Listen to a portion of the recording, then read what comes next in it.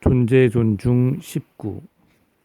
저는 영원한 평화의 기대를 버립니다. 권력의 환상. 인간은 어떤 일을 위하여 부름을 받는다. 그런데 이것을 가끔 전혀 인식하지 못한다라고 말씀하십니다. 지난 역사의 흐름을 볼 때 역시 발전이 좋은 쪽으로 진전된다고 말하는 것은 선생님의 눈에는 인간의 자만심입니까? 확실히 발전이 있습니다. 그러나 결국 어디로 가는지 저희는 모릅니다. 아이들은 희망으로 시작합니다. 청년들은 열중합니다. 무엇을 얻습니다. 현실에 부딪혀서 제지당하며 제한받습니다. 한계가 보여 욕심이 적어집니다. 젊은이들은 이를 속물적이라고 부릅니다만 저는 거기서 세상을 있는 그대로 인정함과 현실과의 화해를 봅니다. 결혼하고 아이를 가지면 제약을 받으며 그의 힘이 무한하지 않는다는 것을 느낍니다. 그러면 있는 그대로의 세상과 평화로운 상태가 됩니다. 기분이 좋아지는 효과가 있습니다. 그러나 그의 자녀는 처음부터 다시 시작합니다. 지금 선생님은 개인적이고 가족적인 차원에서 말씀하십니다. 사회적인 차원에서 경험으로 배우는 어떤 발전이 있습니까? 분명히 있습니다. 지금과 같은 형태의 독일의 민주주의는 나치의 경험이 없었다면 상상할 수도 없습니다. 그렇게 악독한 것이었지만 살아남은 자들에게는 좋은 결과를 가져왔습니다. 그렇게 해야 했습니까? 그것을 대답하려고 하면 저는 건방진 사람입니다. 단지 하나의 사실로 봅니다. 헤라클레이토스는 말했습니다. 전쟁은 모든 것의 아버지다. 그를 비난할 수는 있습니다만 문제는 그가 옳았는가입니다.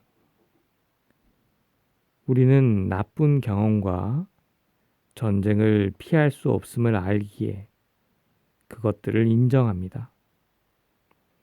저는 영원한 평화의 기대를 하고 있지 않습니다. 저는 이 모순된 현상들을 다른 차원에서 봅니다. 성과 악은 다른 차원에서 같이 작용합니다. 하나의 정치적 성향은 다른 것과 같이 작용하며 서로 의존합니다. 이렇게 볼 때 어떤 성향은 우리가 준엄하게 비판하고 싶지만 그 또한 전체에 기여합니다. 큰 역사적인 운동들은 불가피하다고 저는 말하고 싶습니다. 나치, 공산주의, 독일 통일로 이끈 운동, 이것들은 불가피했습니다. 이 운동들을, 이 역사의 흐름을 중단시킬 수 있는 사람은 아무도 없었습니다. 우리보다 더 큰 힘의 폭발입니다. 이 운동에 참여한 많은 사람은 이 운동을 시작하고 이끌 힘이 그들의 수중에 있다고 생각했습니다. 반대한 사람들도 같은 생각을 했습니다. 오늘날의 예를 들어봅시다. 한 사람이 원폭으로 이 세상을 전멸시킬 힘을 가지고 있다고 많은 사람이 생각합니다. 원폭을 반대하는 사람은 그들에게 이것을 중단시킬 힘이 있다고 생각합니다. 이것은 이 세상에 어떤 힘이 작용하고 있다는 것을 모르는 것입니다. 두 경우에 행위와 힘의 원천을 자아에서 찾고 있습니다. 충분하지 않습니다. 그럼에도 원폭을 반대하고 저항하는 것은 중요합니다. 있어야만 합니다. 그 결과가 내 손에 있다는 생각은 너무 지나친 것입니다.